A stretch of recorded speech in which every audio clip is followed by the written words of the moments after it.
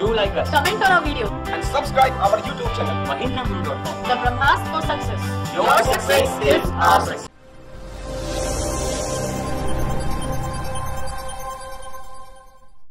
Hello friends, welcome to the Hindu vocab brought to you by Mahindra Guru, the Brahmas for success. जैसे कि हम regularly आते हैं आपके सामने द हिंदू वोकैब्स को लेकर और कुछ वर्ड्स को लेकर, तो उसी का कारवां एक बार फिर से यहाँ पर शुरू करते हैं। लेकिन सबसे पहले एक रिमाइंडर आप सभी को, अगर आपने अभी तक हमारे इस यूट्यूब चैनल को सब्सक्राइब नहीं किया है तो यहाँ पे क्लिक करके आप सब्सक्राइब कर सकते हैं। साथ ही में जो महिंद्रास का ऐप है आप उसको भी डाउनलोड कर सकते हैं। तो आइए शुरू करते हैं हमारा सेशन और सबसे पहले बात करते हैं प्रीवियस वोकैब चैलेंज की। देखिए वर्ड था डेप्लोरेबल, जो कि एडजेक्टिव या फिर एक विशेषण था। इसका मीनिंग हमने कहा था अनफॉर्चुनेट। अब जो दिया हुआ सिनोनिम था वो था स्कैंडेलियस, जो दिया हुआ एंटोनिम था वो था बेरेबल। हमने आपसे ये कहा था कि वो सिनोनिम और वो एंटोनिम कौन से हैं जो हमने आपको बताए थे विजुअल वोकैब के पिछले सेशन में। तो आइए अब हम देखते हैं इसके वोकैब चैंपियंस कौन है हमारे इस पर्टिकुलर चैलेंज के। Well, today's vocab champions are right here. They are Mr. Priyesh Yadav sir, Mr. Anand Singh sir और एक बार फिर से Mr. Kumar Shashank sir. So इन तीनों को महिंद्रा गुरु की पूरी टीम की ओर से बहुत बहुत शुभकामनाएं। और अगर आप हमारे साथ Facebook, Twitter या Instagram पे भी जुड़े होंगे तो आप इन तीनों का प्रमोशन वहां भी देख पाएंगे। तो आइए आप देखते हैं सही जवाब क्या थे। Well, the correct synonym was distressing and the correct antonym was tolerable. तो लेट्स स्टार्ट आवर सेशन और देखते हैं आज का पहला शब्द। देखिए आज का जो पहला शब्द है वो है प्रोवेस। अब प्रोवेस देखिए एक नाउन है, यहाँ पर एक नाउन या फिर एक संज्ञा कह सकते हैं आप, ऑलराइट। और यहाँ पर इसका मीनिंग है ब्रेवरी या फिर बहादुरी। तो जो प्रोवेस है देखिए ये एक नाउन या फिर एक संज्ञा है यहाँ पे, और इसका अर्थ क्या है ब्रेवरी या फिर बहादुरी। आज के सारे शब्द जो है हमने आज का एक एडिटोरियल आर्टिकल है री इमेजिनिंग इंटेलिजेंस इन क्लासरूम, वहां से उठाया गया है। ये पेज नंबर 11 पे दिया हुआ था। अच्छा आप देखते हैं प्रोवेस या ब्रेवरी या बहादुरी का जो यूजेज है उसको। अब ये यहाँ पर आपके सामने यूसेज आ गया होगा। Prowess is the defining trait of a soldier, यानी कि कह सकते हैं आप बहादुरी जो होती है वो किसी भी सैनिक की एक डिफाइनिंग क्वालिटी होती है। उससे आप किसी भी सैनिक की एक्चुअली क्वालिटी को या किसी भी सैनिक को इनफैक्ट डिफाइन कर सकते हैं। तो आइए अब देखते हैं सिनोनिम्स क्या हो जाएंगे प्रोवेस के। देखिए सिनोनिम हो जाते हैं ग्रिट या फिर डॉन्टलेसनेस, ऑलराइट। सो ग्रिट या फिर डॉन्टलेसनेस। अच्छा आप देखते हैं इसके एंटोनिम्स क्या है। इसके एंटोनिम्स हैं टिमिडिटी या फिर meekness. Well the antonyms are what, they are timidity और मीकनेस। अच्छा चलिए अब आगे बढ़ते हैं, हम लोग चलते हैं अगले सेशन पे, अगले वर्ड पे। सॉरी ओके, ये रहा अगला वर्ड आपके लिए, ये है वैलर।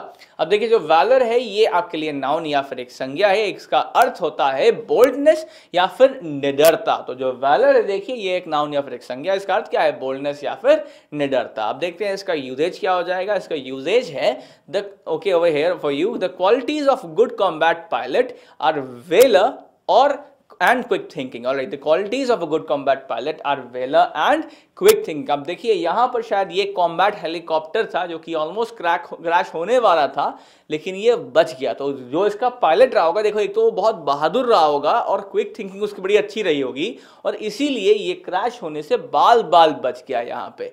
तो देखिए तो जो भी कॉम्बैट पायलट होता है उसके लिए बहादुरी, उसके लिए निडरता और साथ ही में जल्दी सोचना, जो क्विक थिंकिंग की जो क्या क्वालिटी होती है ये होनी चाहिए, बहुत इंपॉर्टेंट है। अच्छा अब देखते हैं सिनोनिम क्या हो जाएंगे वैलर के। Well, the synonyms are gallantry, that's Gallantry, gallantry, और hardihood, that's Hardihood. So gallantry और hardihood. अच्छा अब देखते हैं इसके एंटोनिम्स क्या हो जाएंगे। Now इसके antonyms are irresolution, that's IRRESOLUTION, irresolution, और cowardice, and that's COWARDICE. So I hope कि आपको synonyms and antonyms ये समझ में आए। अब चलते हैं अगले शब्द की ओर। देखिए ये रहा अगला शब्द, ये है हेडे। अब देखिए जो हेडे होता है ये एक नाउन या फिर एक संज्ञा है। मैं जानता हूं इस नाम का एक गेम भी है, बट उसमें HAY है, यहाँ पर HEY है। So it's heyday over here, it's noun या फिर संज्ञा है ये। इसका जो अर्थ होता है वो होता है प्राइम या फिर शिखर किसी इंसान का या फिर किसी चीज का। ये देखते हैं इसका यूजेज। अब यहाँ पर आपके सामने महान खिलाड़ी, टेनिस के महान खिलाड़ी रॉजर फेडरर हैं, और इनके संदर्भ में यहाँ पर लिखा है in his heydays he was invincible, यानी कि जब ये शिखर पे थे अपने खेल के तो असलियत में ये अजय थे और इनको जीतना नामुमकिन था क्योंकि ये सबको हराते थे। ऑलराइट, सो अच्छा आप देखते हैं सिनोनिम्स क्या हो जाएंगे हेडेज के रिगार्डिंग। देखिए हेडे के जो सिनोनिम है वो है पिनेकल या फिर जेनिथ। दो synonyms of heyday are pinnacle, that's PINNACLE pinnacle, और zenith and that's ZENITH zenith. अच्छा आप देखते हैं एंटोनिम्स क्या हो जाएंगे हेडेस के। देखिए एंटोनिम जो है वो है नैडर एंड दैट्स NADIR नैडर, और you can say bottom and that's BOTTOM bottom. अच्छा अब उम्मीद करता हूं कि आपको सिनोनिम एंटोनिम और यूजेज समझ में आया होगा। अब चलते हैं आगे।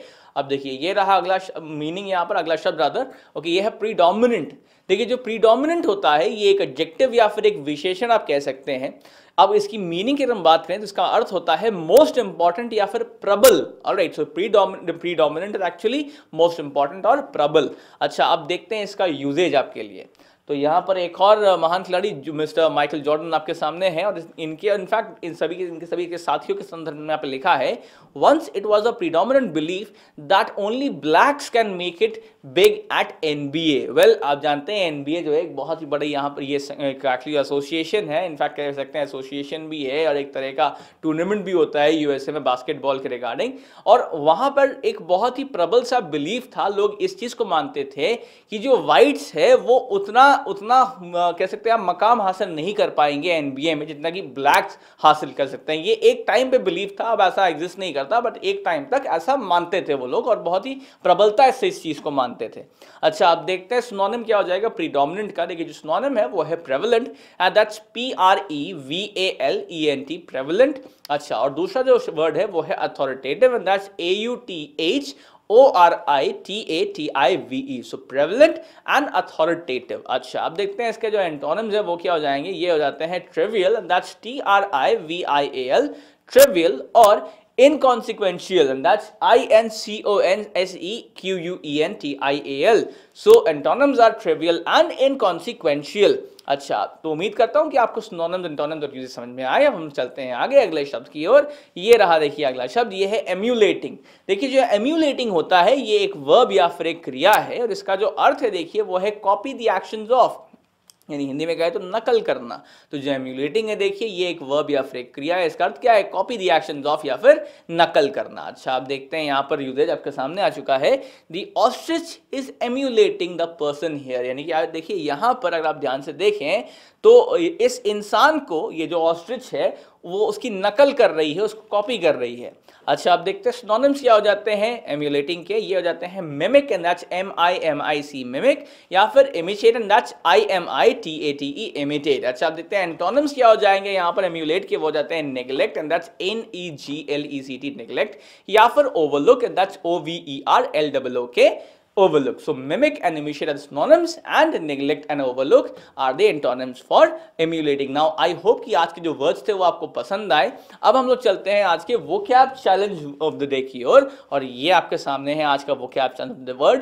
देखिए और द डे सॉरी spawn जो है ये वर्ड है इसका, ये हमारा आज का vocab है जिसके रिगार्डिंग हम आपको चैलेंज कर रहे हैं। सो स्पॉन इज एक्चुअली वर्ब या फिर क्रिया, इसका जो अर्थ है वो है प्रोड्यूस या फिर उगाना। आपके यूजेज आपके सामने दिख ही रहा है। जो इसका दिया हुआ सिनोनिम है वो है प्रोक्रिएट, जो दिया हुआ एंटोनिम है वो है किल। आपको ध्यान से सुनिए क्या करना है, आपको एक ऐसा सिनोनिम बताना है और एक ऐसा एंटोनिम बताना है जो हमने आपको नहीं बताया हो, यानी कि आपको अपने आप से एक सिनोनिम और एक एंटोनिम बताना है स्पॉन का, और ऐसा सही तरीके से करने पर आप हमारे अगले सेशन के वोकैब चैंपियन बन सकते हैं। और एक चीज का ख्याल रखिएगा कि जिस प्रोफाइल से आप उत्तर दें उस प्रोफाइल पिक्चर में डीपी आपकी अपनी होनी चाहिए, तभी हम आपको वोकैब चैंपियन घोषित कर पाएंगे। तो आई होप कि आज का सेशन आपको पसंद आया है। आप इस वीडियो को लाइक कर सकते हैं इसीलिए, और साथ ही में कमेंट्स में आपका फीडबैक हमको दीजिए, क्योंकि आपका फीडबैक हमारे लिए बहुत ही बहुमूल्य है। साथ ही में आप यहाँ पे क्लिक करके सब्सक्राइब भी कर सकते हैं हमारे यूट्यूब चैनल को, और इस वीडियो को आप ज़्यादातर लोगों को दिखाइए, बिकॉज ताकि ज़्यादातर लोगों की वोकैबुलरी अच्छी हो, उनकी शब्दावली अच्छी हो, और इसके लिए आप इसके URL को शेयर कर सकते हैं। In the end, I'd like to say the same thing. Your success is our success. Thank you.